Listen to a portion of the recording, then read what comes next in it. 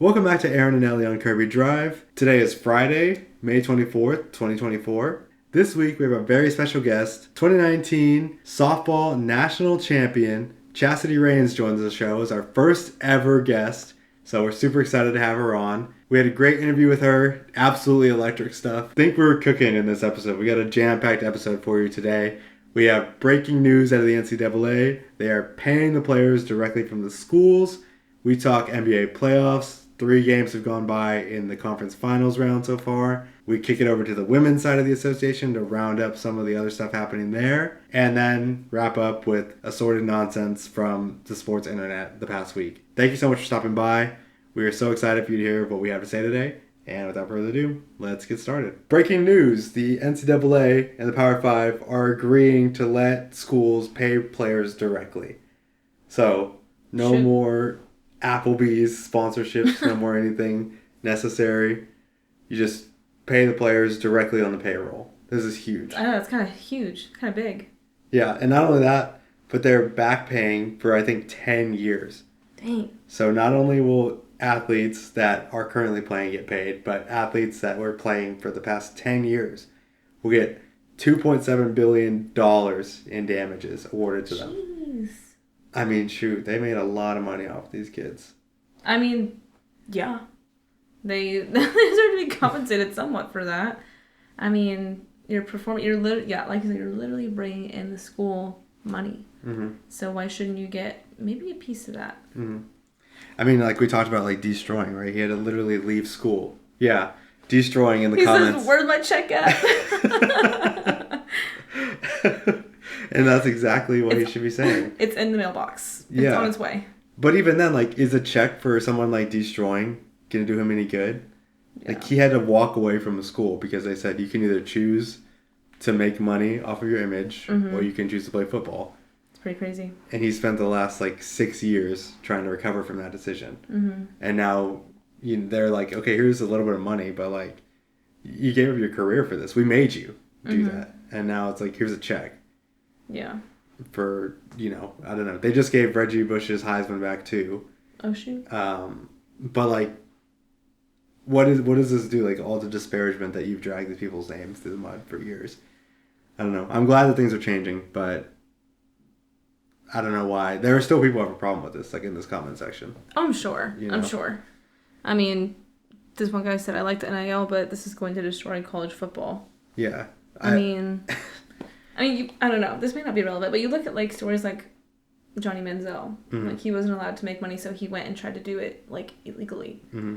And got caught up in all that stuff, and then it was a piece of something that contributed to just kind of his tumble downhill. Mm-hmm. And because he was great at what he did. They didn't call him Johnny Football for nothing, but he wanted to make some money for what he was doing for the organization, for the university, and he was gonna find a way to do it. And that's the thing is they're gonna find a way to do it. Mm-hmm. Not only are players gonna find a way to get money, but universities are going to find ways to pay them. Yeah. So they are not blameless in this. Mm-hmm.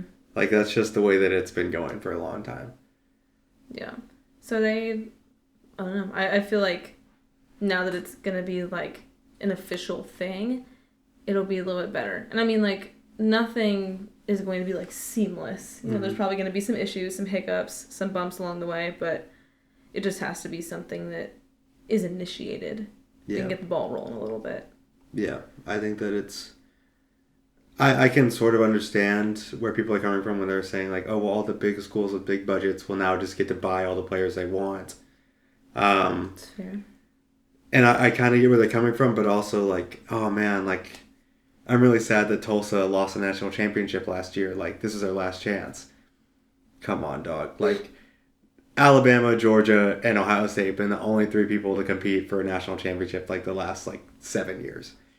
There's already 8 schools that will ever probably win a national championship ever again. It's been like that since the beginning of time, basically. Yeah, it's literally just who's Alabama playing. For years, it was just who's Alabama playing this year. Yeah. So there's not any parity in college football already. There's maybe one school that sneaks into the college football playoff every year. Everyone is very mad that they even get in the first place because they get absolutely demolished. And then we move on. So, I mean, worst case scenario, we'll just have to see how this goes. Yeah.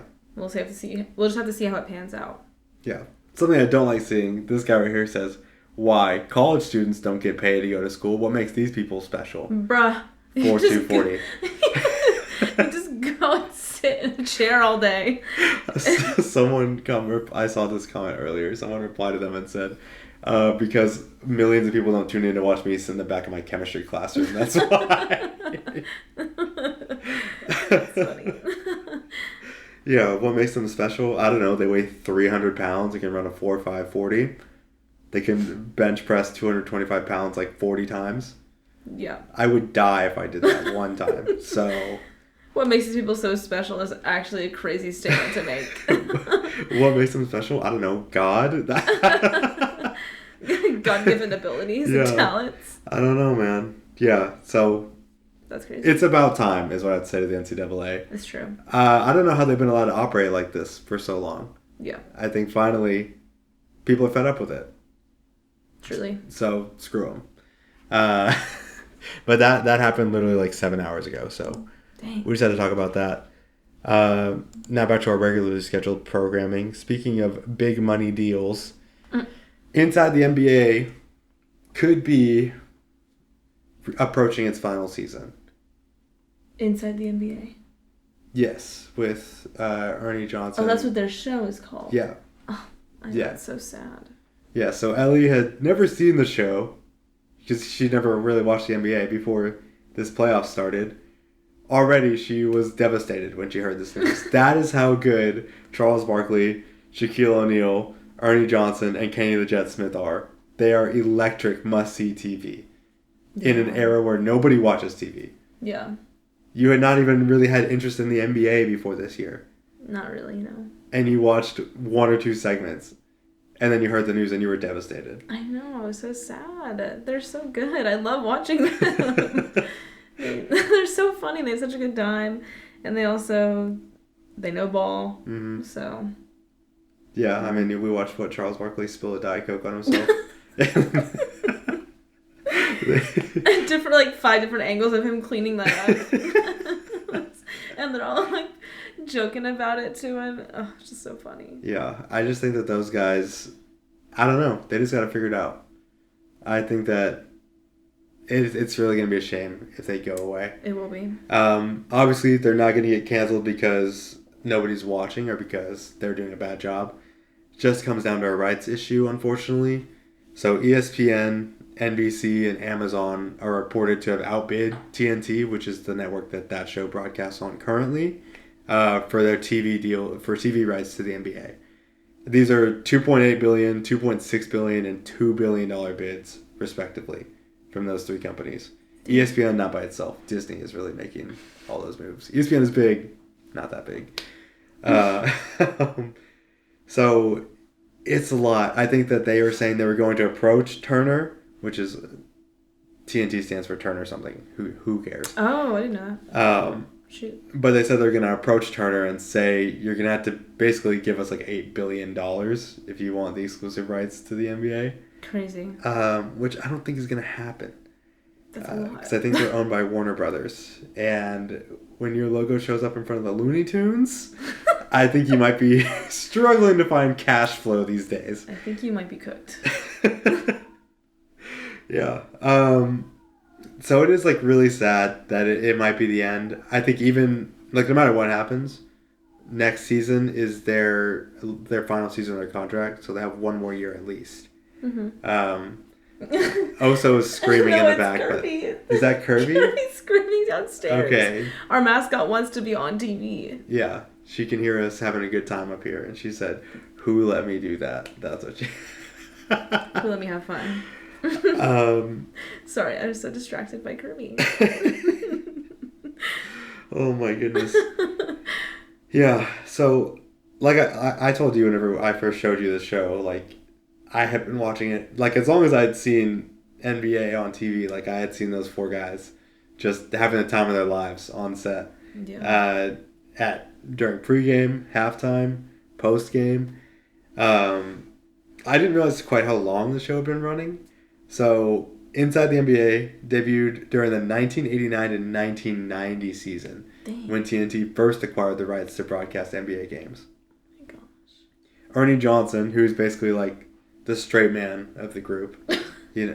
Every comedy, every sitcom, any like comedic act needs an audience insert, right? For someone to observe, put themselves in their shoes and observe the madness around them, basically. He is their Joel McHale. He is their Jim Halpert. He is he is their straight guy who just like takes everything how everybody else in the audience is probably reacting to it. He is perfect as a point guard for that show. He is he's the consummate professional. He's so good at what he does. He's been doing it for 35 years. That's crazy. He took over the year after the show started. He's been doing it ever since. Jeez. I mean, he's been working for Turner for, almost 50 years at this point. And I think that's the biggest sticking point, is that all these other guys, I think, can leave after this year and go, say, take Inside the NBA to whatever company wins the bid. Mm-hmm. But a lot of people are thinking that Ernie Johnson, since he's been at Turner for so long, he would likely just remain and just lead like the NCAA basketball stuff and do play-by-play for the MLB. Dang. Yeah. I feel like he'd be really sad, though. If he's been doing it for this long, like NBA stuff. Yeah, I think he would be too, but I don't know. I think it's difficult to tell sometimes because I think a lot of these guys, you see them like calling one sport. Maybe if they played, I think it's a little bit different, but like you see them calling a sport and you think they must love that, but you hear interviews with a lot of broadcasters and they're like, oh, this is just kind of where I found my spot. But mostly I just have loyalty to like the company that like signs my check. Which is fair too. Yeah, which for someone like Ernie Johnson, I think that he can do whatever he wants the rest of the time. I don't think that anybody's ever going to be like, Ernie, what are you doing, man? I think you're overstaying your welcome a little bit. Yeah. And I think if he chose like, oh, okay, everybody's gone, I'm done, I don't think anybody would fault him for that. I think they would I think we'd be really sad that he's gone. But I think that, he's had such an amazing career. He's basically just like, just blank check at Turner. Whatever you want to do, just do it. You can show up for one MLB game a week. I don't even care. Just do it. Do whatever you want. Dang. Just lock up when you're done, Ernie. Kenny Smith joined full-time in 1998. So that was, 26 years ago at this point? 2 years before I was born. Like 2 years after he finished ruining Charles Barkley's life permanently. By beating his sons twice in a row. Then Charles Barkley followed in 2000 after never winning a ring, unfortunately, which is something they give him crap about. So often. Yeah, he got sent to Galveston a lot in his time by the Dream and others. But Kenny Smith. Yeah. And then Shaq joined in 2011. So they've been together for all of them together for 13 years, which is longer than I've been watching sports. So as far as I'm concerned, this thing has been going on forever. And it'd be really weird to see it not happen. Oh, that's so weird. Even like with just me watching it for one season, I'm like, why does now have to be the time that they're splitting up potentially? Yeah. So now I'm sad. Mm-hmm. They're so good. Well, we'll just start watching the NBA in October. Did you know the NBA starts in October? No. It starts sneaky early. I need a calendar for all this. It starts really early. Like, I think that Halloween weekend is usually like the first real weekend of NBA basketball. So dang. It'll be must-see TV next year if it really is their last season. But I don't think there's any time to be super sentimental about it right now. Who knows? By this time next year, they might all have like 30-year deals with Amazon and just be together forever. Who knows? Who knows? Right off into the sun together. Yeah. So fingers crossed, because I can't watch Stephen A. Smith and like fire GM Bob Myers on the ESPN broadcast. I can't do it. Little clips I can do. The whole time, I just don't know if I can do it. Yeah, but I don't know. We'll talk about the actual basketball now. One thing that actually did just come up today as well, the Cavaliers fired their coach, JB Bickerstaff. Houston Rockets legend JB Bickerstaff has been fired after 5 seasons. He was 5th all-time in wins for the Cavaliers. Brought them through their post-LeBron blues. Got them their first playoff series win without LeBron since 1993. He's missing Jared Allen for the last, 7 games of his season? Games 5 through 7 of the last series, and then the full series against the Celtics in the second round. And then Donovan Mitchell is missing the last 2 or 3 games of that Celtics series as well. So, doesn't really even have his best guys out there. Really brought them through the worst time in their franchise history back to the playoffs. Removed the embarrassment from Dan Gilbert's organization because he was embarrassed when LeBron left the first time. LeBron turned it into a whole production. If you weren't around in 2011, whenever LeBron left Cleveland, or before that, whenever LeBron left Cleveland, I think maybe it was 2011. But they were doing specials on it was called The Decision. Where is LeBron gonna go? That's great. Basically paraded Dan Gilbert's horrible franchise around a media circus for months leading into that season. Finally decided national TV said, I'm taking my talents to South Beach. Says he's going to Miami. And Dan Gilbert is just standing there. He's the owner of the Cavaliers. I'm pretty sure. He's just standing there, just watching him the whole time. Just depressed. I mean, it's a big hit. Yeah. And he's, getting embarrassed the whole time. The Cavaliers instantly were the worst team in the league. Bad enough to draft Kyrie Irving. Makes sense. And then, not only that, LeBron comes home because he promised the city of Cleveland a championship. Not Dan Gilbert. He didn't care about him at all. He promised Cleveland a championship. Came back. Played hero for the franchise. Came back from down 3-1 in the finals against the greatest team. One of the greatest teams ever assembled. Crazy. And then left again and immediately put them back into poverty. And Dan Gilbert has to just live with that. That LeBron said, you know what? You guys in Cleveland, I owe you one. I'll be back for 1 second. Win the championship. 1 second. I'll be right back.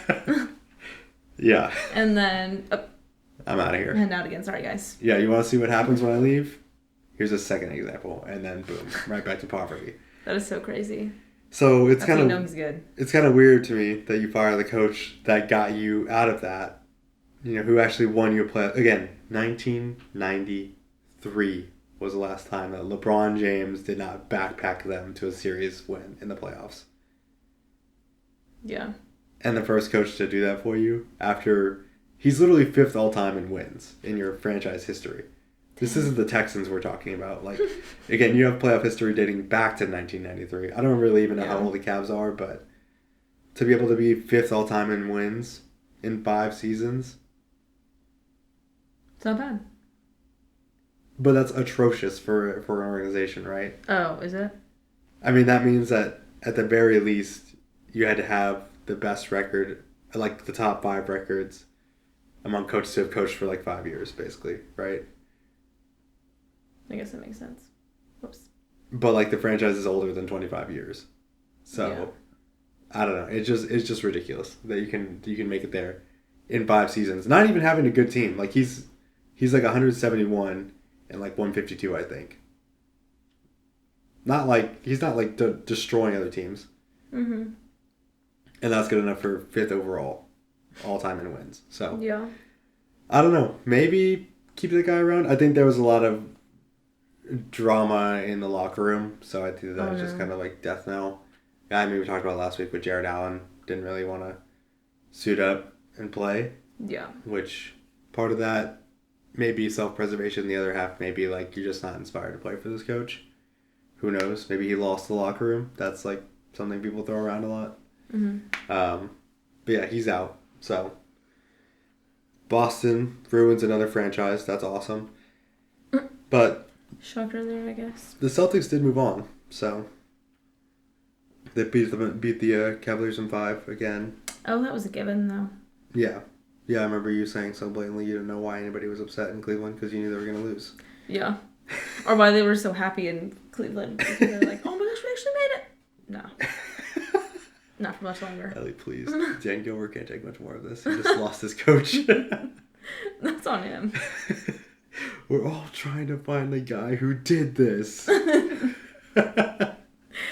Yeah, that was a good. I knew the Celtics were gonna. I think everyone knew the Celtics, even me, not knowing much about basketball and all this stuff. Like I've always known the Celtics are a pretty decent team for a good amount of time. Yeah. So, and this year too. Yeah, the East is dog water though. I am infuriated with the Pacers because they had their chance to go up 1-0 on the Celtics, and they blew it. I mean, they were leading 117 to 114. With 12 seconds left in the game. They turned the ball over twice in that 12 seconds. The Pacers had the ball. They had the game won. They were going to shoot their free throws and go home.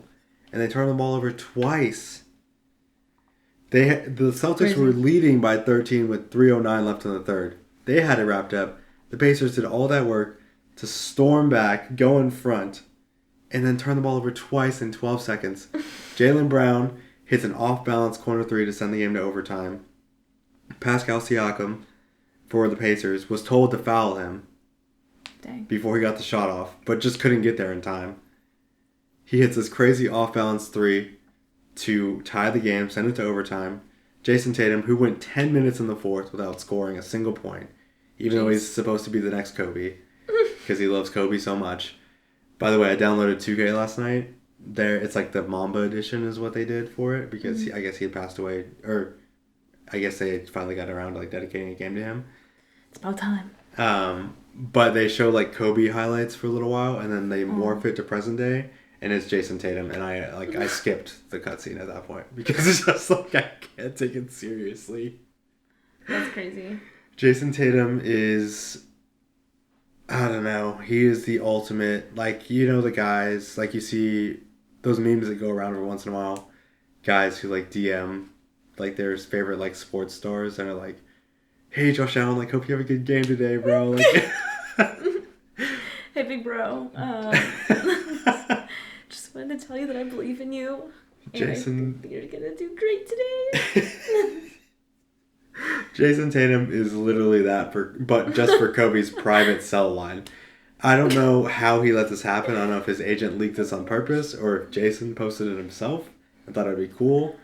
There was a time where a picture started circulating of him sending Kobe's phone number. You know, Kobe's deceased by this point, and he's sending text to Kobe like, "Doing this one for you, big dog," or something like that.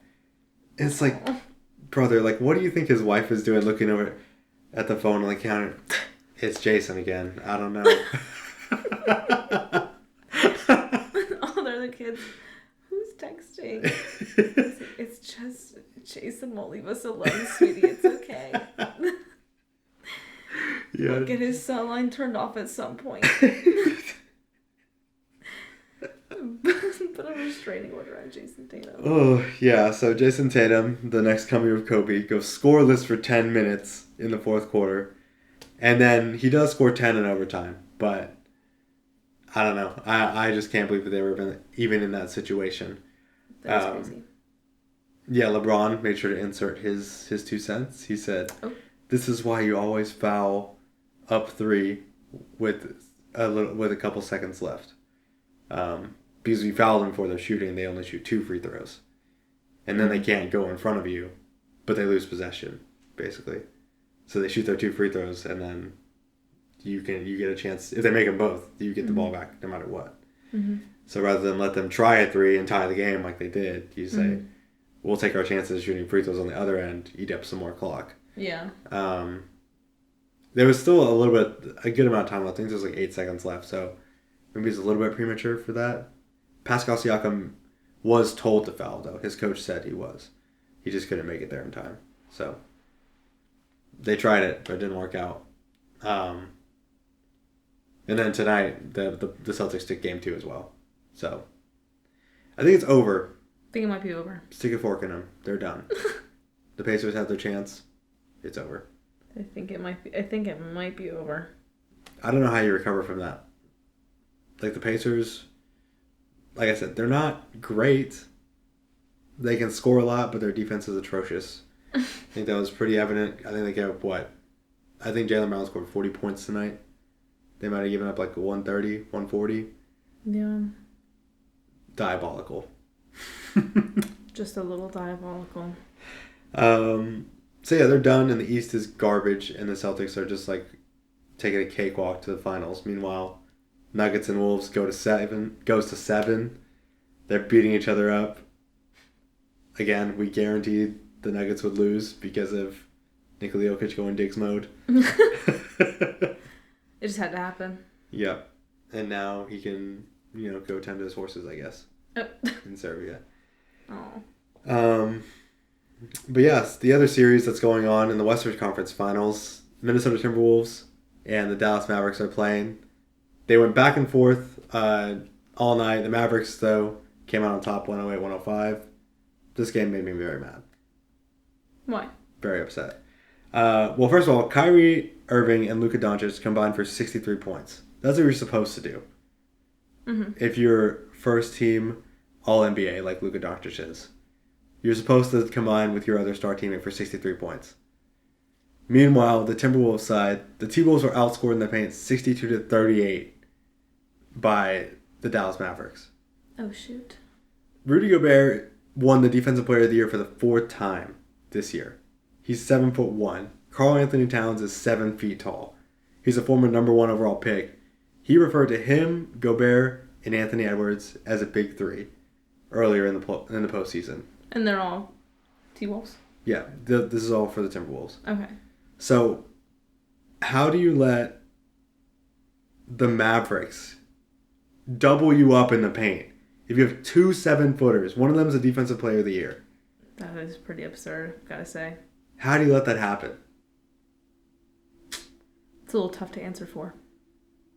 Like, you face the greatest big man in the NBA right now, last round, and you handled it for the most part. And now you're facing the Mavericks. R.I.P. And you're getting doubled up down there? Yeah, gosh. Double upped by Dallas. You've got to be ashamed of yourself for that one. Unacceptable. And look at what you're doing. You're making Dallas fans happy. We never want that, guys. Yeah, it's actually despicable. Anthony Edwards is not blameless either, though. He only took 4 2-point shots. He took 4 shots from inside the arc. Wow. Now, he did shoot 5 of 12 from 3, so it's not horrible percentage-wise. But, again, you got doubled up inside. I know the Mavericks are really good on defense, but I think the T-Wolves shot like 49 threes. I think the Mavericks only shot like 24. You just take one of those 3-point tries, turn it into a dunk. Yeah. You almost win the game on that alone. Yeah. So, I don't know. Just gotta get up there. I don't know if they were scared to go inside. I don't know why. Like, I wouldn't be if I was 7 foot anything. Yeah. Why would you ever be... Like, nobody's bigger than you out there. Get big. Get big. Bulk up. Come on. It's time to Step lock up. in. Last thing before we get to the Chassety Reigns interview, I want to talk about Derek Lively because he is the only good, likable person on the Mavericks. He is a rookie this year and he's having a playoff run to remember. He went 4 for 4 from the field in game 1. He had 11 boards, 3 assists off the bench. He was getting hacked all the way down the court the last 3 games basically. What does that mean? So, like we talked about in, and this is good, general basketball knowledge, that will make you feel really smart in, the 6-minute-ish region, left of the game, if you're ever just watching a basketball game and people ask you what's going on. So, in the same way that, if you're up 3 and you don't want to let that person attempt a shot to score 3 points. And tie you up. Yeah, you foul them so they can only have a chance to score a maximum of 2, okay. and then you get the ball back. Mm-hmm. it started, I'm sure it started before this, but it's called Hack-a-Shack because Shaquille O'Neal's famously horrible at shooting free throws, but almost unstoppable in the paint. So what do? You don't let his offense play offense. You intentionally foul Shaquille O'Neal every single possession, with or without the ball. You just run down the court and you just like, you don't even hit him. You just kind of grab him and look at the ref and be like, I'm fouling him. They say, okay, you're fouling him. He goes to the line and shoots so abysmally that it is better to let him try and shoot free throws every possession than let them try and take a contested shot from the field. And so you do that whenever you have a guy who you think maybe can't shoot free throws very well because you are like, either you're far behind or you think that this game's going to get out of hand if you let them continue to play like they're playing. It slows the game down to a crawl, and it was much more popular whenever people who were over, say, 6'10", didn't really work on free throw shooting. Now everybody shoots them everywhere. Everybody can make free throws, for the most part. But like, especially like early 2000s, middle like 2010s, people would be hacking people all over, up and down the court. Just go ahead and try to shoot free throws because it's better for you to try and make uncontested shots from 12 feet back than it is for us to like have three guys on you defending you from like, that's crazy. Yeah, inside the paint. Dang. They tried the Thunder tried this with Derek Lively for some reason. I don't know why. Like, I guess he wasn't like a great free throw shooter, but like he wasn't atrocious, and they weren't down by that much. I feel like they could have managed. But he has made 8 of his last 10 free throws in the last 3 games after being hacked intentionally. Mm-hmm. So it's really stupid whenever you're like only down by a couple and you do this. It's even stupider whenever that person is making their free throws. So yeah. I don't know if have you heard anything about Derek Lively this playoffs on Instagram? I don't think I have. So his story is actually really sad. His dad passed away when he was young. His mom passed away April 12th. That was like, a month ago? Literally like a month and 12 days ago. Yeah. After battling cancer for 11 years. Dang. Yeah. Really sad stuff. That's awful. But he's been dedicating like every game to her. It's been very sweet to watch. It was very sweet. It's been... He's doing great. Like, he is one of the lone things that you can cheer for on a Dallas team. And he gets this year only. Next year, back to hell. But one of the reasons why I think they should have seen this coming, the Thunder, which is why they're at home right now. Well, why they're in Galveston right now. He was talking about how he was able to turn around his free throw shooting in the playoffs. He said, I heard my mom in my ear say, if you miss it, you suck. So you got to be able to step up and make those easy shots. That's funny. So, yeah, should have seen that coming, Thunder. I don't know. Yeah, he's got his mom. Yeah. He's got his mom in his ear. Yeah, his mom's telling him he sucks in his ear if he misses it. So. Can't let that happen, so guess what? He's making those shots. Yeah. Yeah, you can't let your dead mom think you suck. So, that was kind of like, I mean, it was a weird move by the Thunder anyway. I really haven't seen it done that much since like 2014 probably. It's probably a bit of an exaggeration, but it's been a while. Dang. So yeah, now they're at home, and now the Mavericks are up 1-0. They play game 2 tonight. We got NBA Western Conference and Eastern Conference Finals basketball every night of the week until like the end of next week. So that's wild. Lock in. But that's enough yapping on the front end of the show. We have a very special guest coming up. Super special. Our very first ever interview that we've done. We're doing some real, not legal journalism. Not Asterisks, not technically proficient is what we'll say. Yes. We're doing our first vigilante journalism session, the first amateur journalism session with softball national champion Chassety Reigns. So without further ado, let's kick it over to ourselves and Chassety in the interview. All right, we'd like to welcome on the first guest in Aaron and Ellie on Kirby Drive history. It is 2019 softball national champion, two-time All SCAC player, Chassety Rains. Woo! Thank you. Good to be here. So before we get anything about softball, there's a picture you posted from your Texas Tech Media Day where you are standing, I guess, you're upside down, holding yourself up with one arm, and you're pointing at the camera.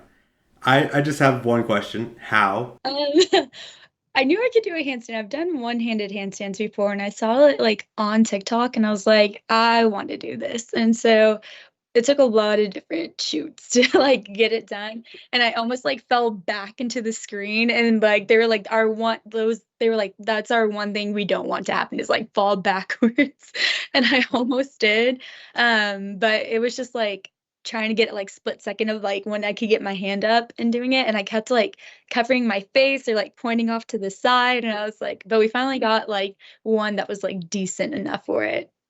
Okay. So before we get to your days at Tech, I want to ask just right off the bat, when you show up to your college program as a freshman, you guys won a national championship. I want to know what it was like to do that so early in your career. Not only that, but also be a major contributor on that team. It was pretty awesome. I like you always want to go in and like be able to compete, but I know like whenever you go into a new team or new school, it's always kind of hard to find your way. But I was like lucky enough to where we had people graduating or people weren't able to play that year, and so there is open spots for the outfield, and kind of was there more so in the outfield and was able to just kind of compete and earn that spot, and then did well batting, and then being able to pitch, I just kind of was came in like, hey, I can pitch as well, and was able to show what I could do, and then was able to pitch kind of like the second game of our 2-game series that we had. But it was just awesome because you never know what to expect whenever you're going in, but I just wanted to go in and kind of play how I play and hopefully get a spot to play. So, Chastity, what was the parade like on the 4th of July in Seguin, knowing that you guys were the national champions?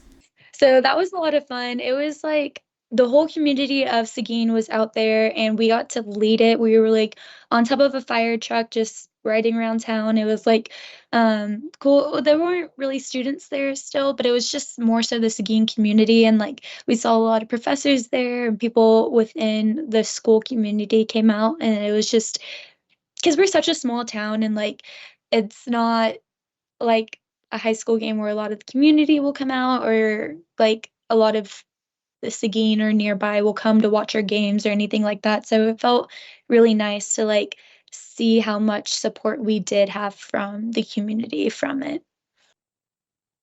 Yeah, that's really cool. So you won in 2019. The tournament the following year gets canceled due to COVID. 2021, you fall just short to Virginia Wesleyan, who for some reason has a Marlin as a mascot.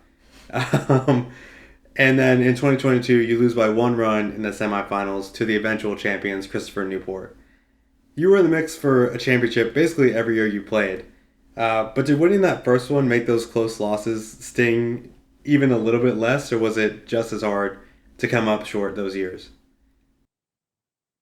Um, I think kind of like the first part of it was like because we had like the freshman class that I came in with, like there were 3 of us that were starters and like for mainly starters that year, and like um it's like we've reached the top level, and like of course we wanted to go back to it, but it was still like no one can take that away from us, and like of course we wanted to go back to back and like win every time that we were there, but it didn't feel like we failed at anything. Like it was still like we did like kind of everything that we could, and um just yeah, so it didn't really hurt so much. It always hurts at the end of the season, and of course you want to win, um but I think like looking back right now, like I don't have any regrets of those other 2 years. And that's what's like, yeah, it's like postseason in general, it's like you feel it in high school and you feel it even more so in college, but it's like you're fighting for the end of your season and you like keep on going. Like, if you lose, you're done type of thing versus like a loss during regular season. It's just, it sucks, but it's a loss. And, you have a game after that versus in postseason, you're fighting to keep on going. And our coach would always say, he was like, your season's going to end whenever you're ready for it to end. And I think we were fortunate enough as a program where it was like, we were good enough for it to be the case like that, where it was like, if collectively like the entire team like was like, oh, we're done, we don't really continue, like that could have been it for us, but we wanted to keep on going each time. So you also have a pretty absurd stat on your record, and I just have to ask: is it true that you have never recorded a loss in a game as a pitcher for your entire career? Yes, that is true. um yeah, most of my pitching time was my freshman year, and after that we had some really good pitchers come in, one of them being like my best friend Ashland, who's like multi all-American, and like no one could like touch her ball, so I was like, yep, I'll go play the outfield, happy to play behind her. But it was definitely nice like being able to have that for my career, and like kind of like my coach being able to have that trust in me to go out and pitch. So your senior year at TLU, you didn't pitch at all, but you had the most at bats of your career. Why the transition from pitcher to full time outfielder? I know you said that your friend, like she got that, like she has that. You were happy to step back, but do you ever like miss pitching? Yeah, it was definitely times like that, or like that what was it? I think my second year, my junior year, the year that we got second, they were kind of Ashland had pitched the first game and we were about to go play again, and our coach started Ash again, and it was just I just don't think it was the smartest move because she was worn out from pitching the entire first game. And then we ended up losing that game, and I kind of like hindsight, I'm like, man, I wish I could have like pitched that game or like spoke up and was told my coach like at least to consider me throwing that game. If even to give Ash like a break to go back in or something. But um, yeah, there's definitely been times that I've missed it. So besides other pitchers coming in, is there any other reason that you stopped pitching and moved to outfield? Yeah, I definitely like outfield a lot more than pitching. Pitching is just really stressful in general. I do enjoy pitching, and I did enjoy it, like getting to be in the circle and kind of in control. But I definitely like outfield a lot more, and I think I think for me personally, I'm a better outfielder than I am as a pitcher. What position in the outfield do you play most? My time at TLU, I was mainly center field, and then at Tech, I kind of moved around and played a little bit of everywhere, but mainly left field. So once you switched to the field, basically full time, I seem to remember that you were slap hitting in high school last time I remembered. But I just want to know, did that ever change? Did you ever switch up what you were doing whenever you transitioned from pitching part time to being a full time fielder? So, kind of my last, so for those listening or anything, but I don't, you probably remember, but my senior year, I actually tore my ACL in high school, and and then whenever I was able to be released, I tried to come back in slapping, and then one of my assistant coaches on the team, she was like, just hit the ball, like you have power, like just hit, and I did really well, like coming back that the rest of the like playoffs for that year, and so going in to TLU, I pretty much just hit away on the left side. And then, but my coach he was really awesome. I really love like Coach Wilson, and he gave me like free reign. He allowed me to slap. He allowed me to hit from the left side. He allowed me to hit from the right side as well, kind of like depending on what I felt was right at the time. And then, there goes my voice. But really kind of gave me free reign a lot of the time of what was best for me. And then I don't really know what happened, but my wrist, something happened to it my senior year at TLU where I was like, I honestly think I tore a ligament in it, but I don't really know. And I couldn't really swing because of it. And so I went back to slapping my that year. And so that year I started hitting on the right side more just so I could hit more for power.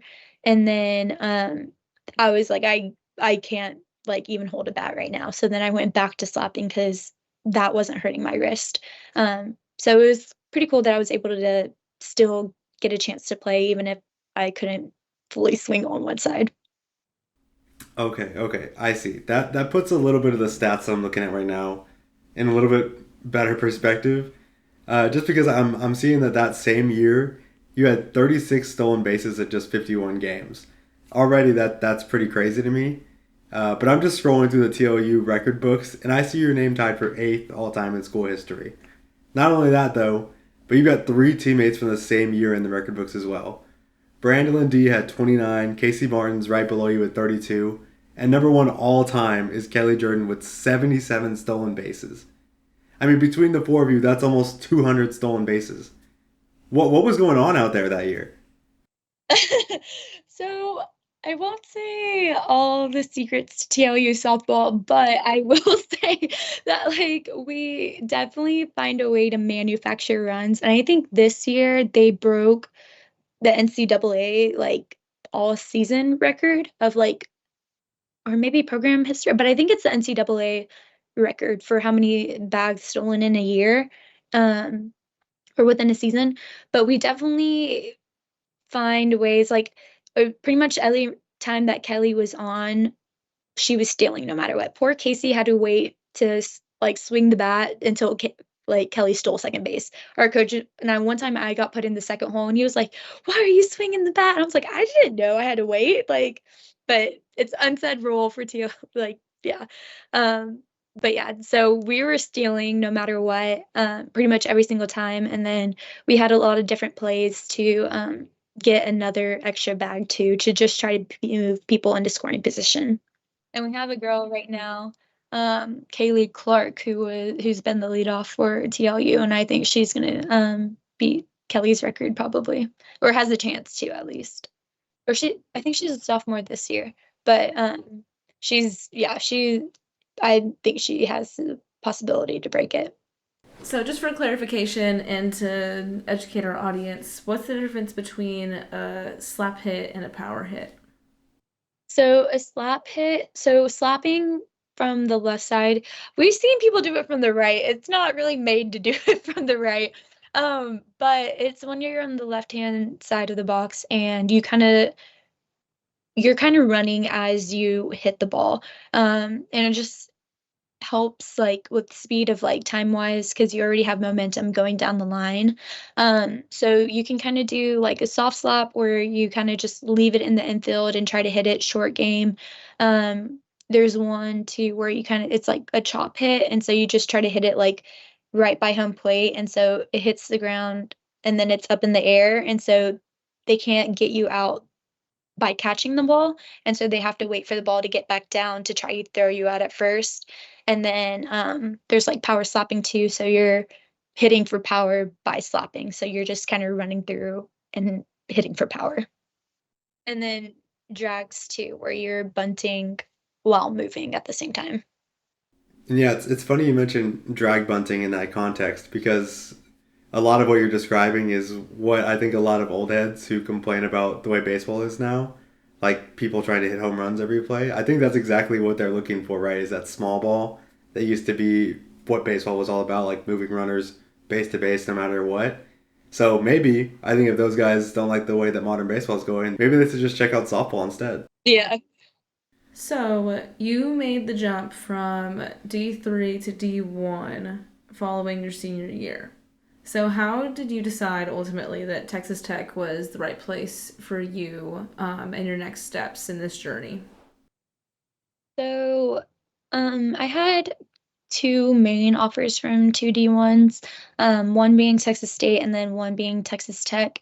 Um, And honestly, like if you were to look at it on paper of like what was being offered, I think anyone would have picked Texas State over Texas Tech for me just because Tech actually didn't offer me any money when I came in. They they were going through a coaching transition and just they didn't know, kind of everything was jumbled up. They didn't know the funds that were available or anything like that. And Texas State offered me, at least for 1 year, a full ride plus some for housing. And so, and location wise, probably Texas State looked better on a map, being close to TSU and like being close to home. And so, but I don't know. It's just whenever I went on visits to both of them, my coaches at my old school helped me set up visits and get in contact with the coaches at both schools. And when I went to Texas Tech and had a visit there, I don't know, something felt right and like something felt like I was being drawn there. And like I still can't explain why that was. I just like I got emotional, like even on the visit, was like crying in the office with Coach Snyder and Pete, and just feeling like very thankful for the opportunity to even be there. And just I got back from that visit and was just super excited about it. And I was like, I really can't even say why that was it for me, but it was like in my heart, like felt like that was the right place to be. Yeah, I'm really glad you found that. I'm really glad you felt so strongly about it. One thing I do have to ask you about your transition before we get into the meat of it. Texas Lutheran has you listed at 5'7". Texas Tech has you listed at 5'5". What's up with that? Yeah. I don't know. I saw that up there and I was like, that is not correct, but I'm not even good at I was like, I'm not gonna say anything.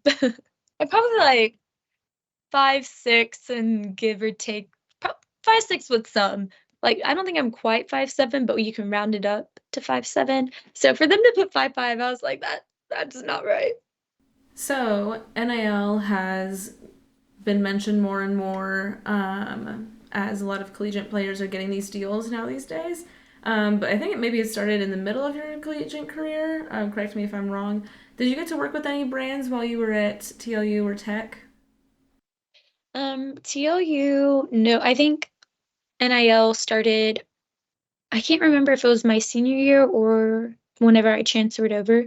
But we got, it was the first ever for softball where it was a team-wide deal. And so every single girl on the Texas Tech softball team got a deal with a nonprofit in Lubbock called Matador Club.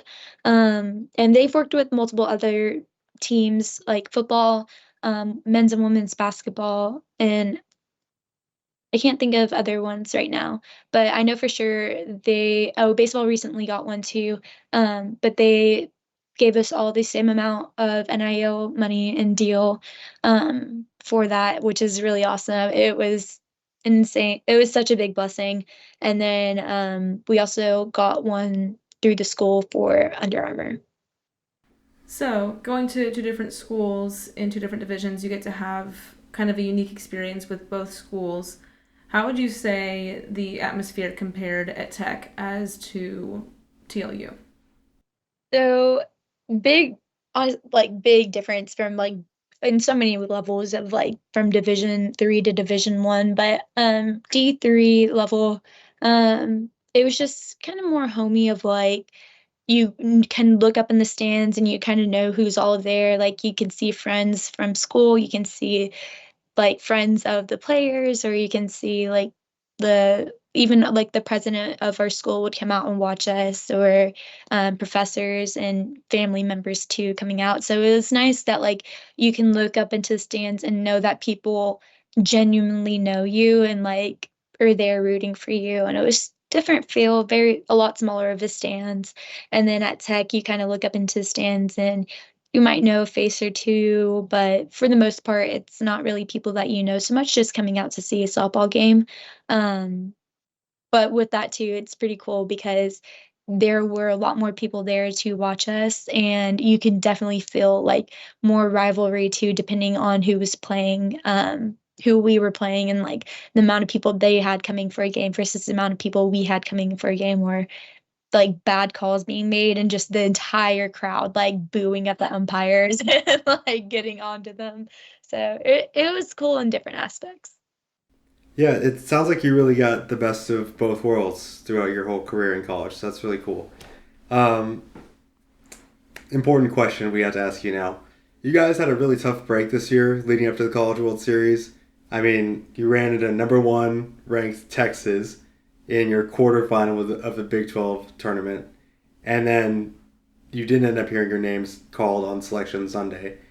Do you have any statement you'd like to make to the committee right now? I will say I don't think every single SEC team needs to make it. I know this year I'm pretty sure every single SEC team made it, and last year every single SEC team made it, and it's in the Big 12 we are facing the number 1, number 2, and basically like number 3 ranked team during our conference. So those games might not be as pretty, but we were able to compete with other high ranked teams, and so um just to kind of take into consideration that we do have really tough competition, but other teams in the Big 12 are able to compete at a high level as well. It was a really tough break, and I honestly really thought BYU was going to make it too. They took down, I know for sure they won a game against OU 9-4. They scored a lot on them too, which is in general not the easiest task to do to even score on them, but let alone win and by a deficit of 5, like, and then I believe they took some games from OSU as well, who's another really high top-ranked team. They and then they swept Kansas, I believe, this year, and I really thought they were gonna make it. I thought it was gonna be them, like, for sure making it because of those high wins, and then I thought we had a pretty good chance of making it as well. But for both of us to not make it, yeah. So, of these teams that remain this year, who do you think has the best chance to come out on top? Uh, gonna be OU or Texas. I'm pretty sure those are gonna. This is gonna sound kind of bad, but I really hope Texas takes them. It's time. It's time to reign a new king or queen in the game. But yeah. You heard it here first. Chassety Reigns guarantees Texas will win the NCAA tournament for women's softball. Now that we have that we can put underneath your headshot for a big headline grab like ESPN does. Is there anything else you want to talk about in the tournament? Do you have any other friends that are still playing on teams that are still in the tournament? Not too close of friends, but I think it is really cool that Texas and A&M are going up against each other. I don't know, that's pretty cool because I think I was like downstairs and my dad had the news on and they were talking about it, and it was the first time in school history that they're going up against each other in supers. Um, and then so that's pretty cool because I know that they have a really big rivalry, but I think in general, because it's them and then Baylor that are still in it.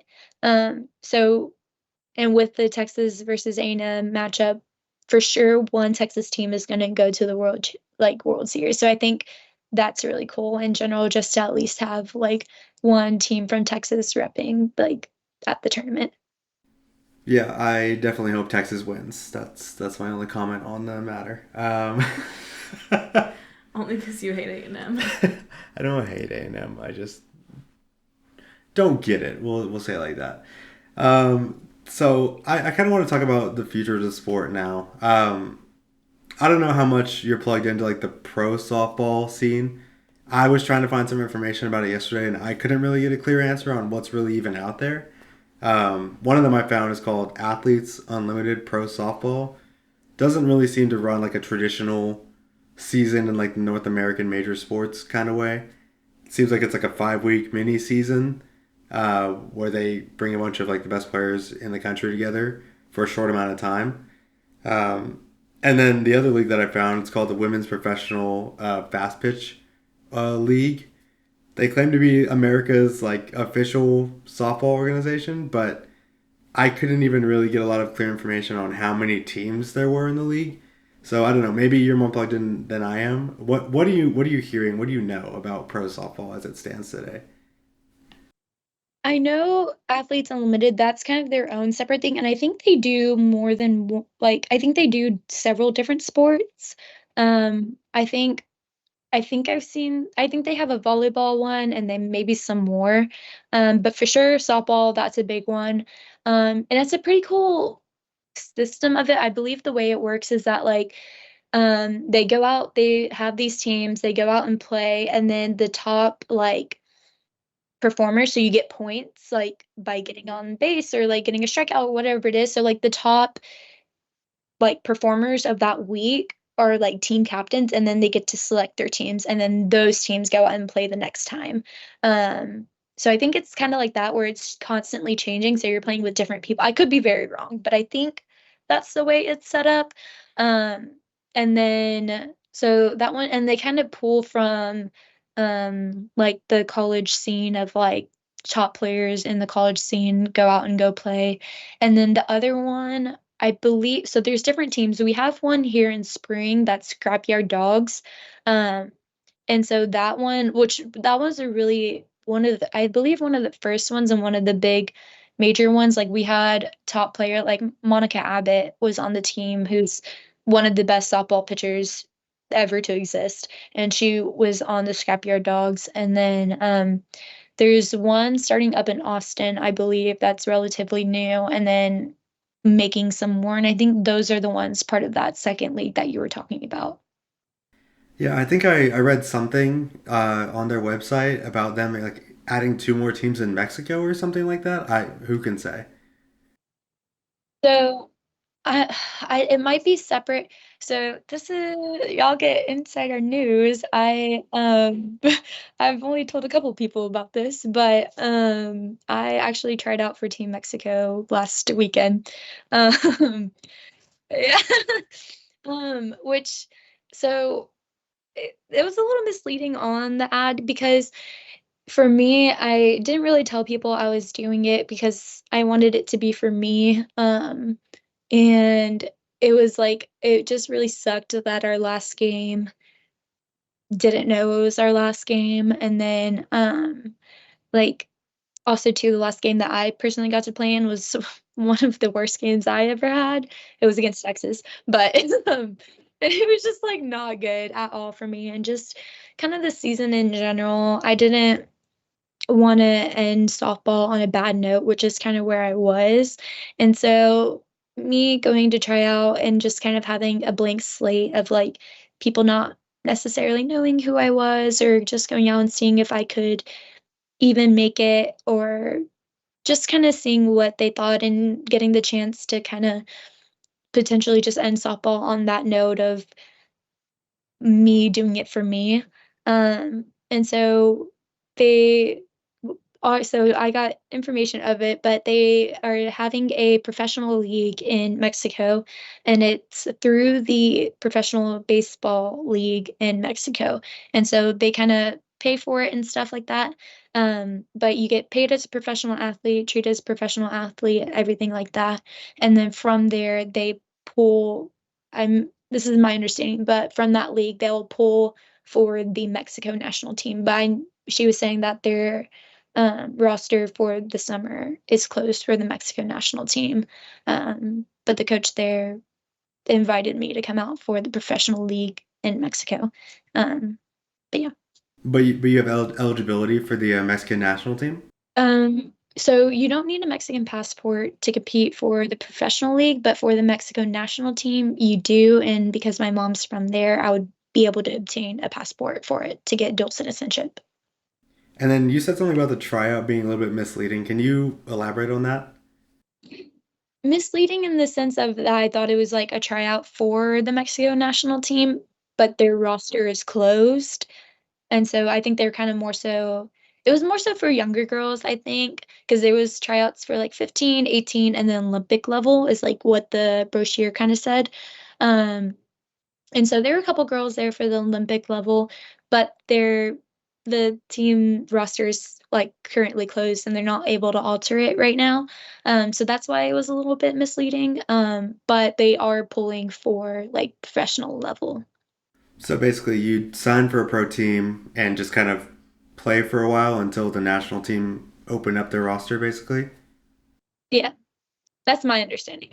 I'm not too sure. Even if I don't continue, because I think it starts up in January is like their training time, and then they'll play throughout the spring.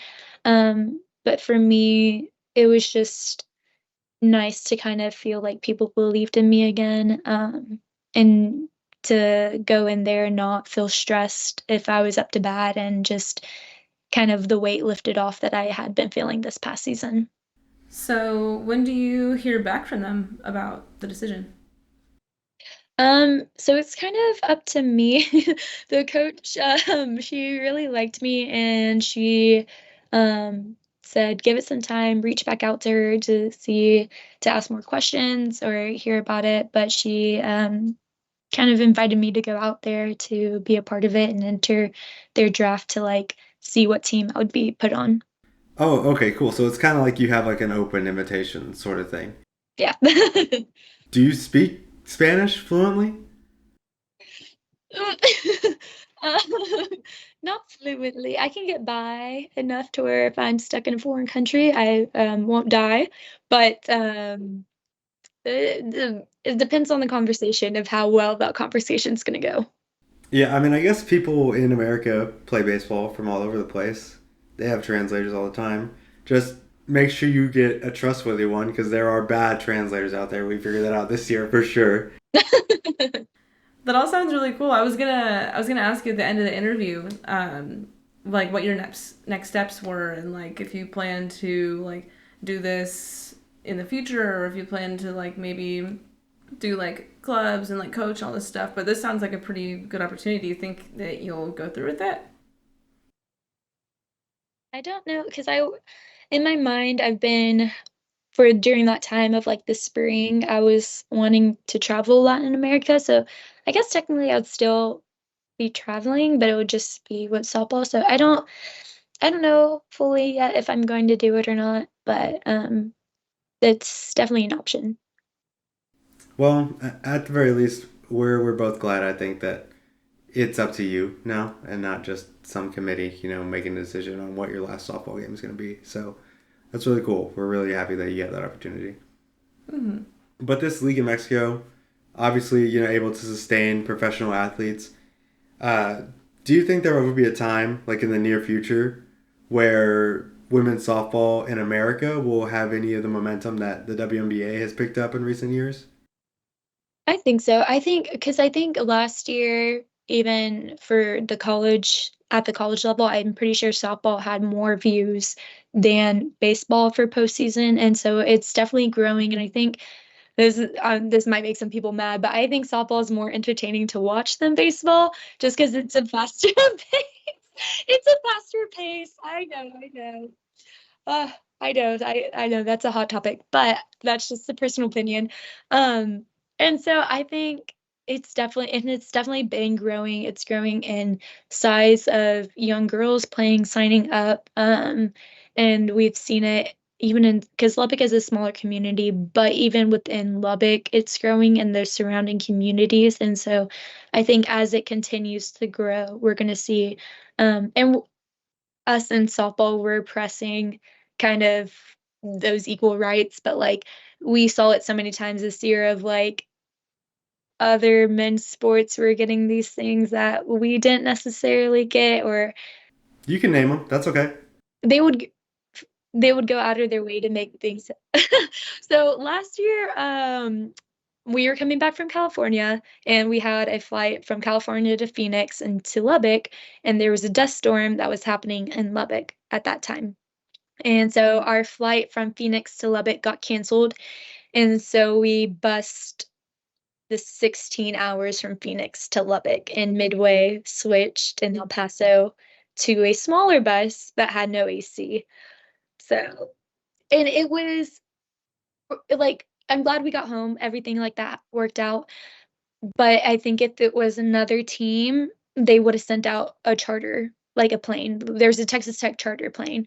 And my 2 years, we never used it. And football flies on it all the time to go to their games. And so I think if it was another team, they would have sent someone out. They would have sent out the charter to go get them, but it was us, so we bust. Just little things like that, or yeah, yeah.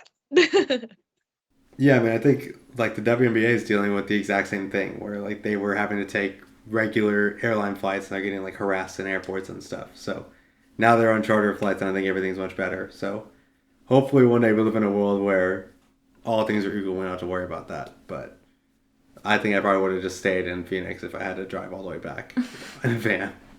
Yeah, that's crazy.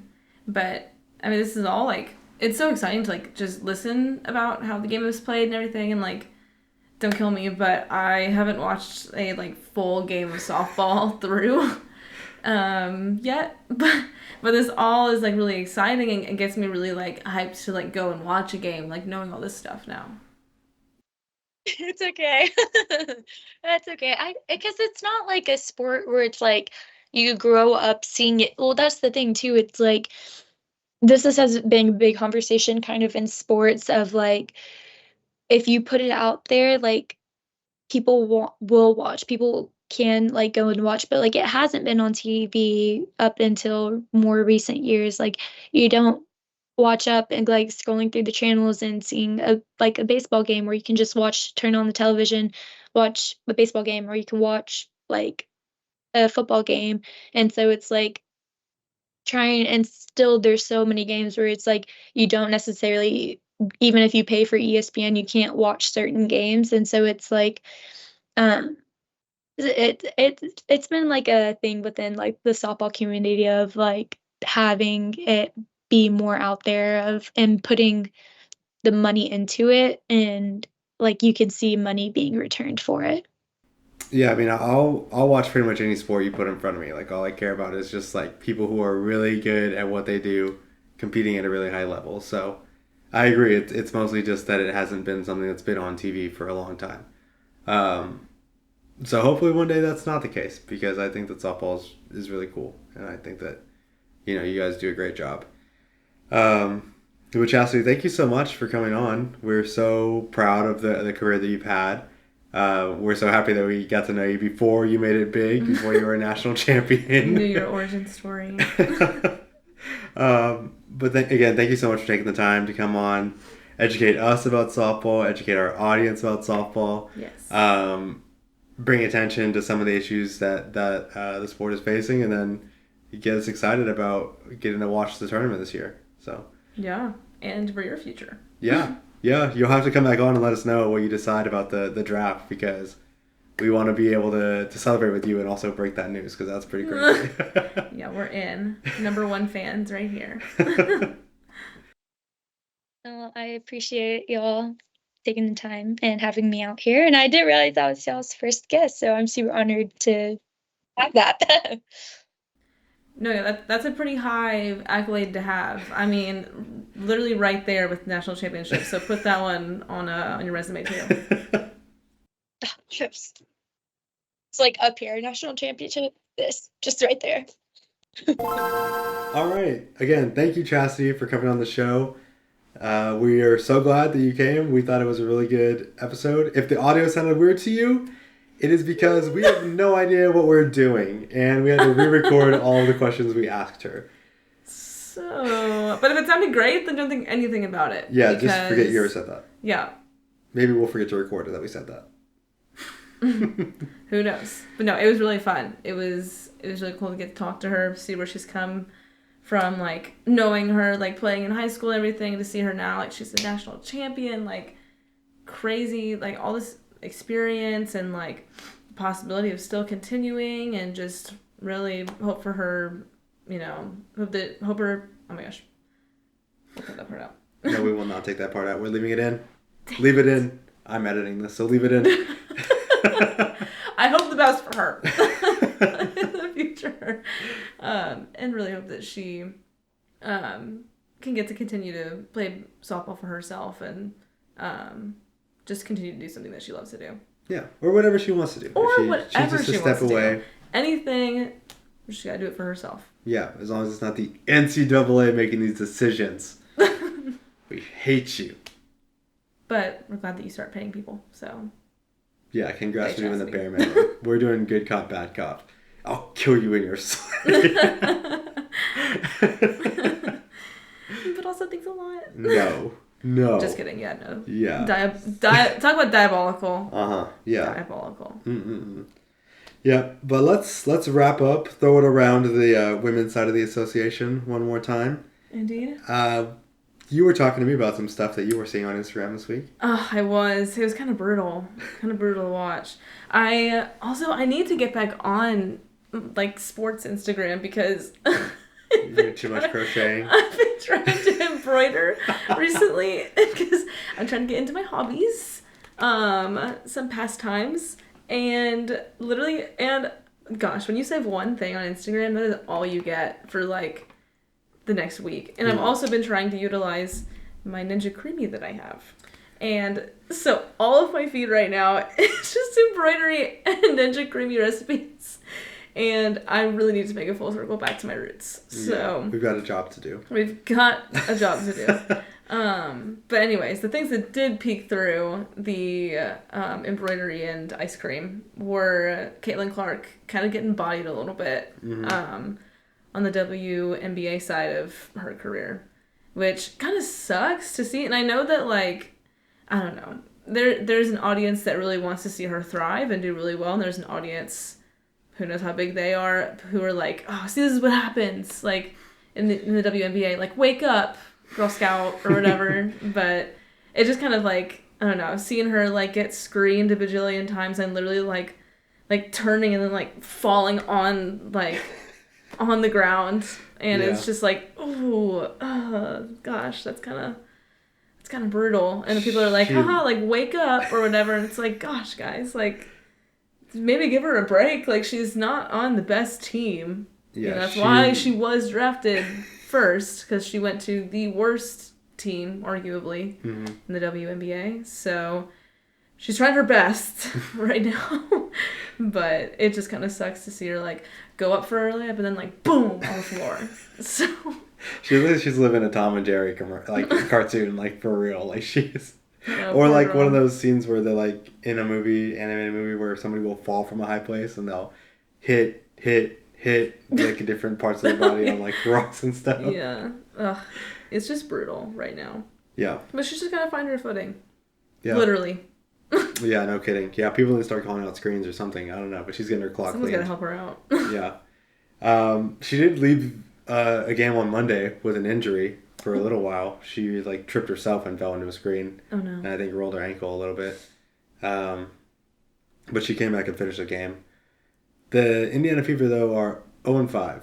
They might be 0-6 now. I haven't checked the scores for tonight, just because we've been busy interviewing people and re-recording interviews because we don't know how to work stupid Microsoft Teams. But yeah, she. Also dropped an inbounds pass down 2. She had like a play drawn up for her to try and either tie or win the game. Dropped the pass, turned the ball over, or I guess it was a jump ball, but tomato, she lost possession of the ball. Yeah. In that same game, Jewel Lloyd dropped 32. Yeah. I don't know if Jake from State Farm was around, but yeah, that's what'd she say? What's the guy in the commercial? What they say? There's been a robbery or something like that. The commercial, something like, or no, you gotta, what is it? You gotta make the steal or something like that. Like, I was stolen from. Yeah, they did. They already did steal. They did steal. Yeah, just put that on loop over that last play right there. Is what I would say. Oh dear. Yeah, but yeah, shout out Jewel Lloyd, 32 points in that game. Nika Mule also debuted during that game. She got her visa cleared. She pulled up to the stadium in a sweater with her cleared visa on her sweater. Oh, that's what that was? Yeah. That's kind of funny. But I mean, hey, period. Yeah, good for her. I don't know why, again, topic for another day. I don't know why it takes so long to be like, hey, yeah, you're providing immense value to this country. You can chill out here for a second. Yeah, you can be here. You can hoop. You're not a threat. Yeah. Other notes from around the league. The New York Liberty, they're for real. Although I think they did end up losing tonight. What was I do need to find that. Keep talking while I find that about Angel Reese. We'll get back to the Caitlin Clark thing in a second, actually. But oh, there's Angel Reese right there.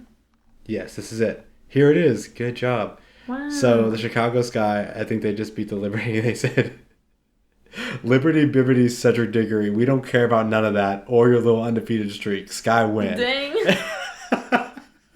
Liberty Bibbity is crazy. Oh my gosh.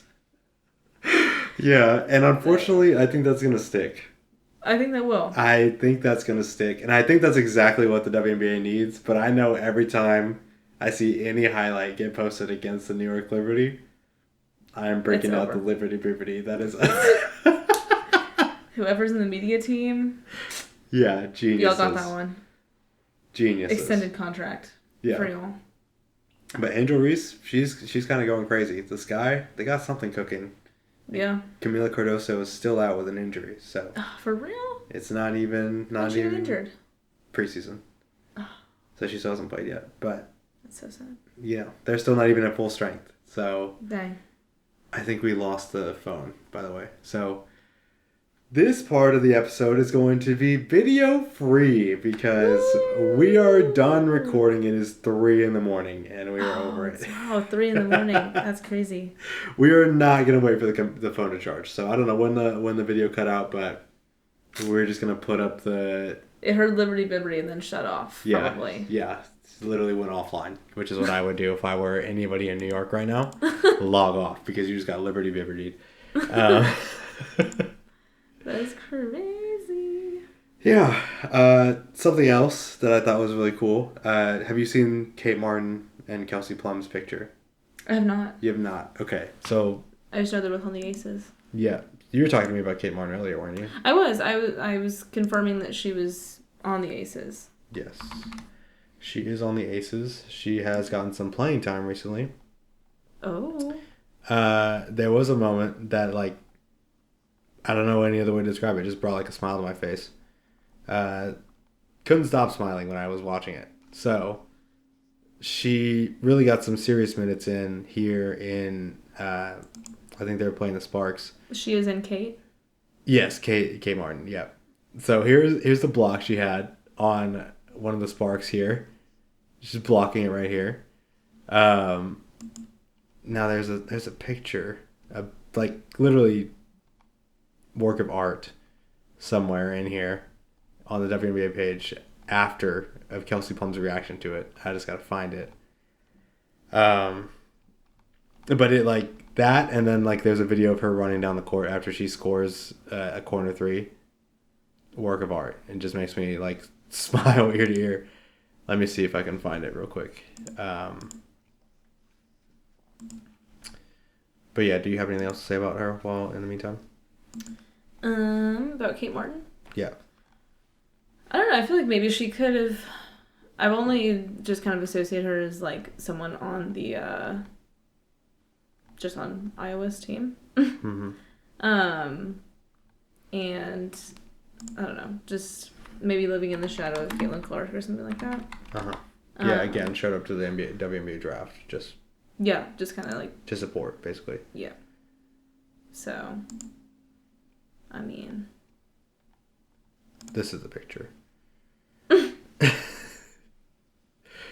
Yeah, so you can see Kelsey Plum in the back is fired up about it. Kate Martin is amped up too, and as she should be. That picture, honestly, we might put it in the studio here because it is just, it's great. But there's another picture or another video that I watched that just like, yeah, ear to ear smiles. But let me see if I can find it. This is it right here. We probably will get this framed for the for the studio. But this shot of her running down the court. I don't even know if you can see it here, but it's just like look at her face as she runs down the court. She is clearly just so happy to be there. Aww. Perfect. Shout out Kate Martin and the Aces. They do everything right. Last thing, WNBA. Washington Mystics. No, not Biscuits. Sorry, I got brunch on the brain. The Mystics are running a brunch and basketball promotion.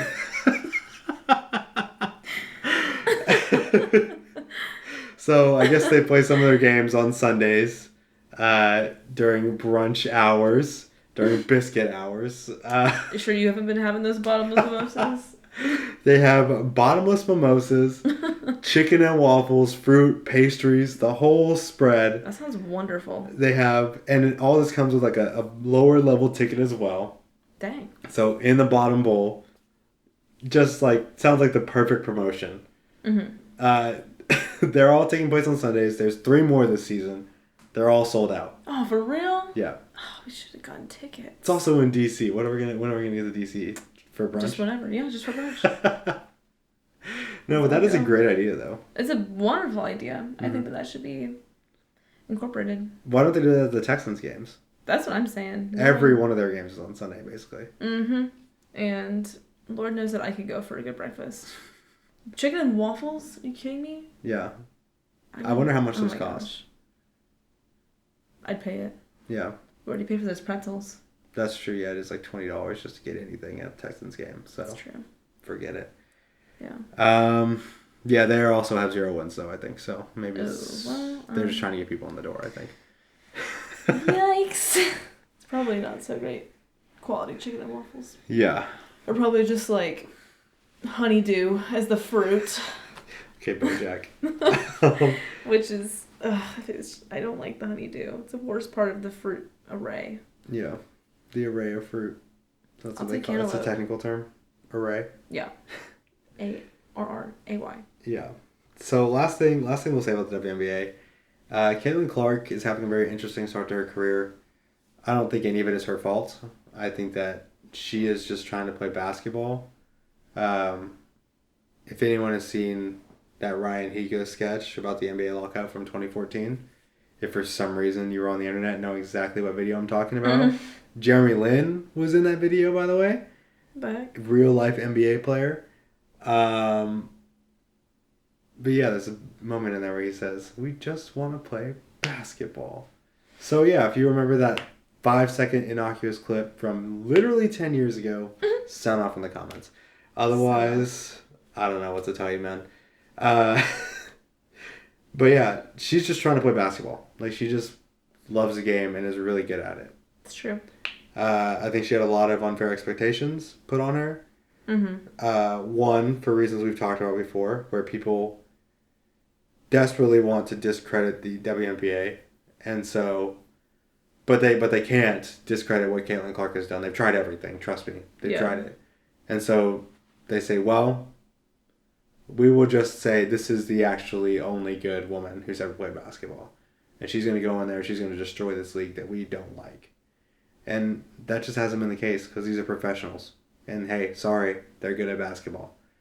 Indeed. One of the wildest things I've seen, people are very salty that she's not doing well.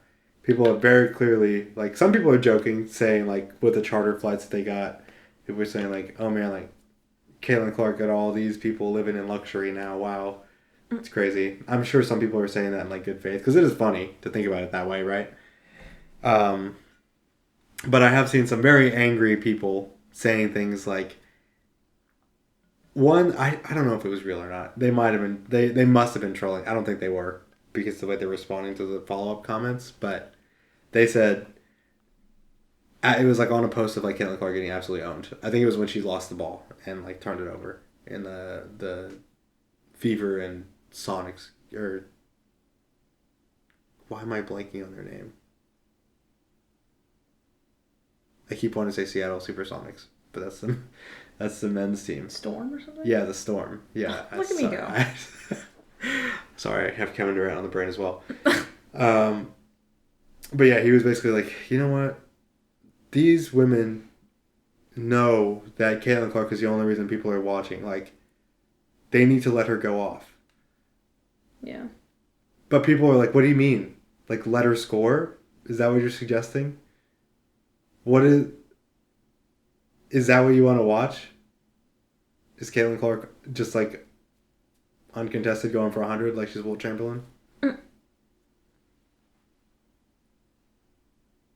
doesn't sound like good basketball to me. Yeah. But like the level of delusion that these people are like, no, WNBA is the only reason you're relevant. Like that is somehow like, I mean, she also plays in WNBA, right? So, I mean, you can't hold the tide back forever is basically like the main thing. Like you can latch on to Caitlin Clark and say, no, this is the only good one, which is, again, people do with minorities all the time, right? Like you're one of the good ones. Mm-hmm. I'll like you and try and use you to pit you against the rest of the minorities I don't like. Same situation here. Caitlin Clark is the lesser of multiple evils, I suppose, in some people's minds. And so they are going to the point where they're like, you would be nothing without Caitlin Clark. You need to let her score the basketball. And it's like, dude, I wasn't going to let her do that in the first place because I get paid to not let her score the basketball. But now I'm really not going to let her score the basketball, big dog. Yeah. I just blown away by some of the people. Like, genuinely, like, full stop, no sarcasm or irony, just like, they should just let her score. That's crazy. Yeah. Talk about scripted games. Yeah, right. And then that very next quote. I was also something I get into it a lot in Instagram comments now because I got time, apparently. But one guy was talking about the schedule release and he was like talking about the Chiefs are playing the Ravens to open the season. And then they're playing, I don't know who they're playing. I think they're playing the 49ers the very next game. Yeah. And he was like, SMH, like the Chiefs, he was getting pre-mad. He was like, the Chiefs, like this NFL is scripting so that the Super Bowl champion Chiefs with Taylor Swift start the season 2-0. This is actually ridiculous. Bruh. And right now. Yeah. And then somebody else responded to him and was like, no, actually, I think it would actually make more sense for them to say, oh, look, they started the season 0-2, and now they've come back and they won the Super Bowl again. Like, that's a better storyline. And the original poster commented again and said, yeah, you're right, that actually could happen. I could see that happening. And so I responded to him, and I said, you're complaining about things being scripted, but you just agreed to two completely opposite situations being possible. Yeah. How does that work in your head? To where he's like, I know exactly what's going to happen. Somebody else, the first thing that comes to their head, they're like, what about this? He's like, that could happen too. I guess that takes away the purpose of having a script. I think what he's talking about is journalism, right? Like storylines, editorializing things. Yeah. Because, I don't know, he was almost like, he's getting a little bit confused because, yeah, if they win both of their games, the storylines will be, wow, the Chiefs start 2-0 after winning the Super Bowl. Mm-hmm. Crazy. There's no Super Bowl slump here. If they start 0-2 and they end up winning the Super Bowl, the storyline will be, wow, look at where they started, look where they are now. I mean, they weren't doing so hot last season. Exactly. And then it was like the whole narrative in the playoffs was like, oh my gosh, like Kadarius Toney is literally like getting banned from the team. Like the Chiefs are struggling right now. Will they be able to pull it out? Yes, because Patrick Mahomes is that good. Yeah. But not because the NFL scripted it that way. It's not like the NFL was like, all right, here's a script. The Chiefs are going to be amazing, excellent. They're going to be so good, and Taylor Swift is going to be there in all the games, and we're going to make so much money. And then Kadarius Toney sucks, and they're like, well, I guess there's no more stories happening this year. Oh, well. We only wrote the one. Just one. Yeah, we planned all this out, and it didn't happen that way, so we're done. Unfortunately. It's like, dude, people will find stuff to write about. That's why there are thousands of journalists from every single team working every day. So if you see two separate... I don't even know how he's got here, but you see two separate things and say, both of these storylines could be a possibility. That doesn't prove that the NFL is scripted. That proves that you don't understand how journalism works. And you think that because there's a good storyline in that outcome, you think that that storyline is written. But good stories are just that. They're tales told of like crazy things that happen. So, Truth. I don't know. People being dumb online and me being dumb enough to engage with them is, I guess, the moral of the story. What was I talking about at the beginning of that, by the way? Great question. Oh, about Caitlin Clark and about Oh, yes. how people need to let her score and stuff like that. Yeah, scripted. You said scripted. I did. You sent me off I'm on sorry. that, by the way. It just takes one word. So, it's your fault. It just takes one word. Send you off into a tailspin. Oh, yeah. We got 2 more things. We're going to circle back to the NBA. Wrap up real quick. Quick things. LeBron James' son, was projected to go 54th overall to the Celtics, which is almost like the last pick in the draft, basically. That's wild. The Celtics isn't bad though. Yeah, I think that he could be really good there.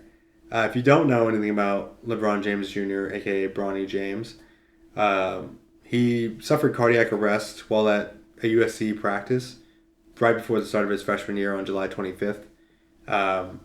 Again, before the season even started, he was an All-American in high school. He wasn't the type of prospect his dad was, because his dad was on ESPN almost every night as a high schooler. Something that we haven't seen since. Yeah. They were shutting down, national broadcasts were putting out LeBron James games as a 17-year-old. Yeah. Nobody has reached his level of international renown before they even played a game in the NBA since LeBron. So obviously he's not that kind of player. He is smaller than LeBron, but he never really got a fair shake in college. Suffers his cardiac arrest. I mean, there's a lot of stuff going around online, but I think the most important thing to underline, there's an article written, this Dr. Sarah Snack added, just the fact that he survived is amazing, sharing that for out-of-hospital cardiac arrest, there is typically around a 10% chance of survival. Dang. That's crazy. So the fact that he's even alive right now is amazing. He's unbelievable. Not only that, but he suffered a cardiac arrest July. He was back practicing with the team and able to play games in the same season. Dang. Now, he only averaged 4.8 points per game, 2.8 rebounds per game, 2.1 assists per game at USC. Mm-hmm. But again, his heart was not working in July. Right. His heart stopped. So, to be able to come back from that, Elle, you're a nurse. How hard is it to come back from your heart not working?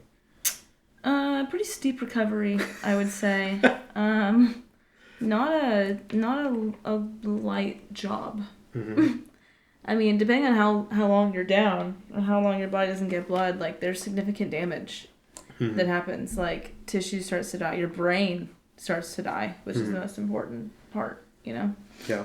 So, and I mean, with your blood sitting stagnant, and if it doesn't move while your heart is stopped, and you don't, the time that you're not getting CPR, it can sit, your blood can form clots, and then you could lodge clots. It's just it's a messy, awful thing. Cardiac arrest is serious, as it sounds. Yeah. But yeah, it's and depending on how long you're down, without blood movement to your organs, it could be debilitating. Yeah. So, it is crazy that, he went through this and he was able to be resuscitated, and then back on the field. Same for, DeMar Hamlin and all those people.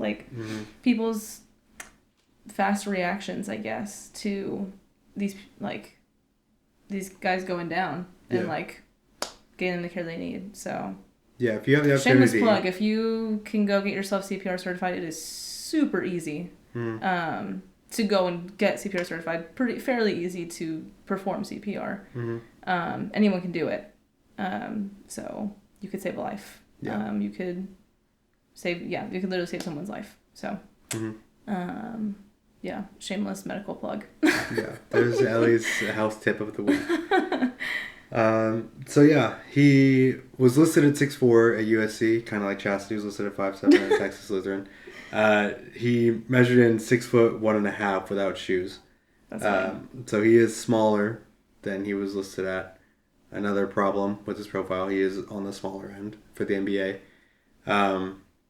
But he does have a reputation as a hard worker and someone who plays without an ego, which for someone who's literally named LeBron James Jr. That's pretty crazy. Has to be like the character on this kid has to be through the roof. Insane, yeah. I would imagine that going through, I'm sure his dad also, like, instills that into him. Yeah. Like, hey, you gotta, like, you can't just take my name and run with it. Like, you gotta work for your name. Yeah. So, and then also going through an event such as that where you almost lose your life, I'm sure it's gotta do something to you. Yeah. Humbling.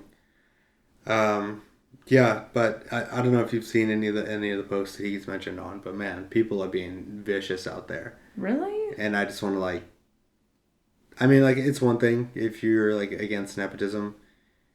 I think that there are some valid aspects to him entering. Like, he entered the draft after his first year in college.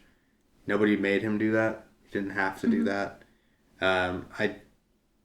As far as I know, I think there is still a possibility that he could just return to college with just like an NBA eval, because he already attended the combine and everything, got looked at, got measured, everything like that. He could just be doing it as like a heat check to see where he would go. Maybe he will return to USC. I don't know.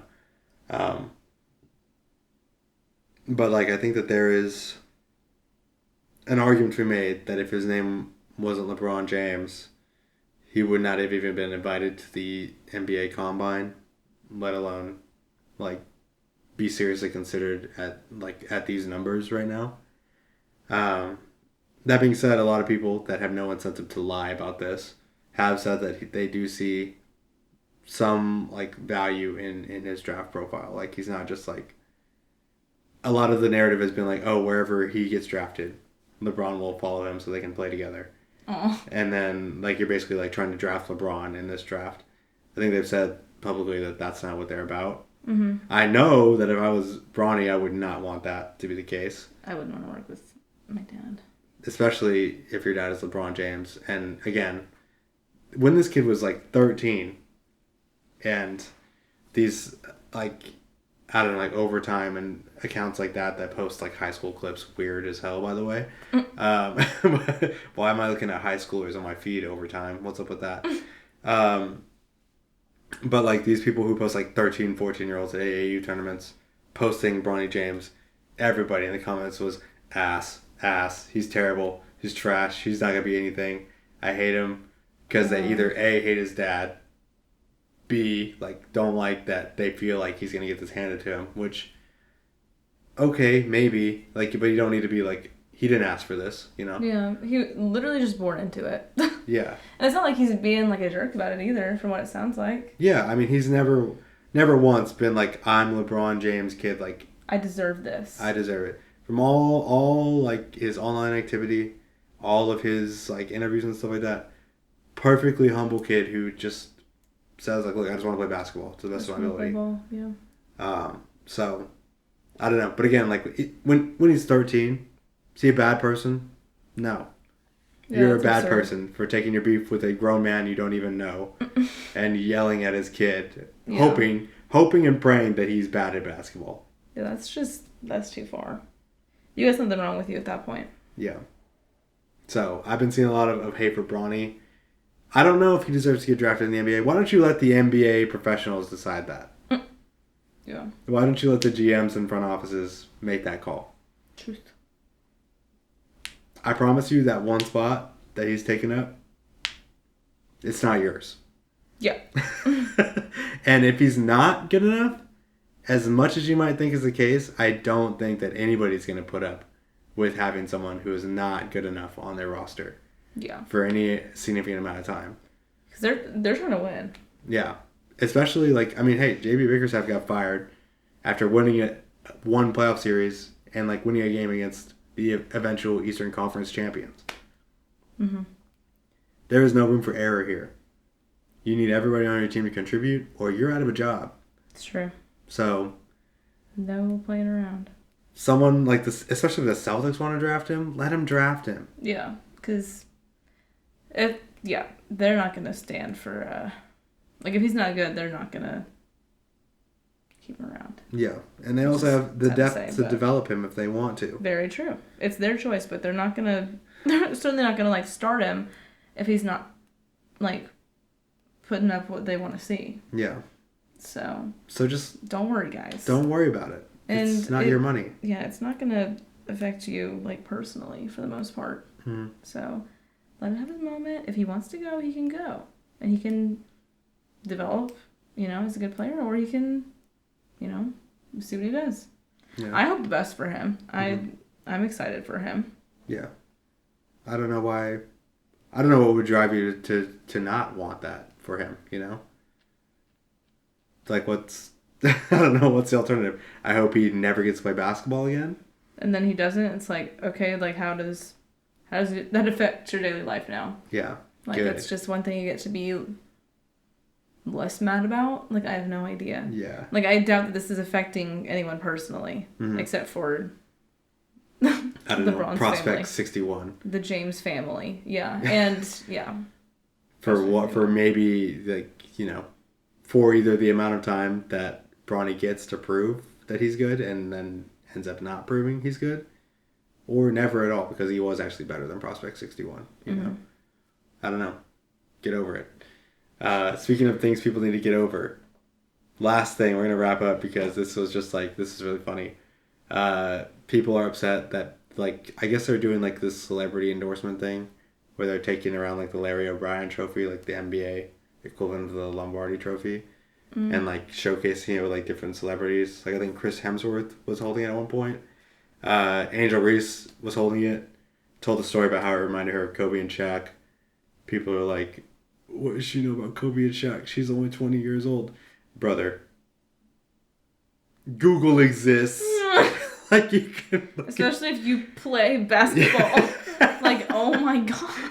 Yeah. If that's something that if you're literally in the WNBA, you are going to know big names in basketball and how they got to be a big name. Mm-hmm. That's so hilarious. Yeah, ball is life, but I didn't learn about anything before I started playing. Yeah. I don't care about the history of the game at all. I just like playing. I'm just here, yeah. I just have fun with my friends. And then N-Hyphen, never heard of them before. Maybe some of you have. They're a K-pop group. They taught it a dance. I don't know. They taught who a dance? The trophy. They taught the trophy a dance? Yeah. Can the trophy dance? I don't know. That's just a caption I gave it. Oh. Yeah, good for them. I don't know. It was very, very weird. Never heard of them before. I'm sure they're very popular.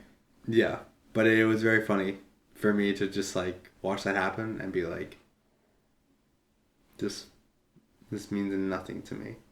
None of these words are in the Bible, but also, like, Bruh. People were very upset. For a weird reason. They were saying, like, don't let anybody touch that trophy. Like, this is supposed to be for, like, winners only. This is why, like, the Lombardi trophy is more valuable than the Larry O'Brien because only the winners and their immediate family get to touch that trophy and stuff like that. I was a little confused by that. Yeah, why are you so worried about people touching up on it? Yeah. Why are you as a man worried about Larry's O'Brien? That's what I would say.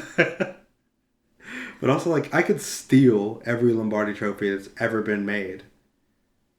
Would I feel anything?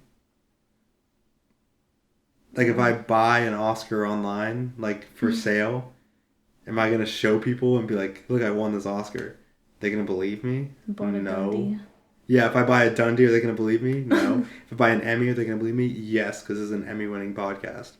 But as far as you know. Oh, yeah, shoot. Camera's off, so you don't see our trophy in the back. Real.